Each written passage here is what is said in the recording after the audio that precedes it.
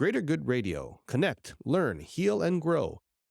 One of the things that I prided myself on, and this is maybe a little note for everybody, is I was a big unknown coming up to this company. This retired 4-star admiral, I mean, they had visions of a guy with gray hair and mustache and epaulets, I guess, was going to come up. So they were very concerned about me. I called the HR director the week before and asked her to put together a picture book. And I wanted everybody's picture and the name and one fact about them. So the day I walked in, I knew all 126 people by name, and it was a big help to... You memorized it? Yeah. No, their face and their name? And their name. So you didn't have a cheat sheet like somewhere like... No. Hello, John. Even if they put their high school picture in? Now, you know, it's some of them may have only been a little older. That's I was going to say. But it went a long way, and it was not a publicity stunt as much as it was a long way to say, hey, I care about you, and I've cared about you to learn who you are before I even came here.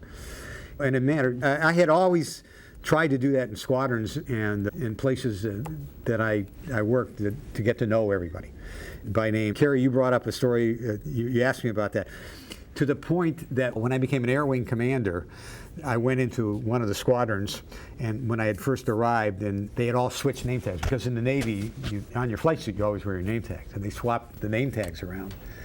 And I walked up to one of the guys, and I said, you don't look like Jim Jones or whoever. And, oh, okay. And the next guy, you don't look like Kerry. And then a third guy said, I know you're not. And so then they admitted that they had swapped the name tags around to see if they could embarrass me by it. But happily, I caught it. Do all the admirals memorize people's faces and names like that? I don't think so. And candidly, I had to be absolutely honest. When we went to large receptions, I had an aide who I'd periodically say, hey, Lee, who is that over there? But that's your mom, Admiral. But that's right. Yeah. But what was very interesting, I mentioned Sanchez, and what happened was we were a growing company. When I came, we were 126, and we added 15 people a month, every month. And one of the things that we always did was every new employee had to come in and say hello to the CEO, and we'd talk for a couple minutes about where you are and and I got a reputation as the guy that knows everybody. Zap knows everybody in this company, which was okay until we grew to be 600 to 700 people. It started to become a real, they had a company to run over here as well as names to memorize. When we bought a company of 150 people in Pittsburgh, we sent a transition team so that our cultures could merge. And the thing they told everybody said, you're going to love our CEO. He knows everybody. He'll know all your names when he shows up. So it was an interesting anecdote, but it was something we stayed true to. You know, it's really one of the, if you know someone's name, it's probably the most important thing. When your name is Zlatoper, you always know if they misspell your name. So that's the thing I have. If I'm going to write Kerry, I will spell K-A-R-I and make sure that I know that I'm spelling it correctly. I was wondering how that did affect, the employees in regards to the CEO really caring about me, and what difference do you think it made on the performance and the company culture?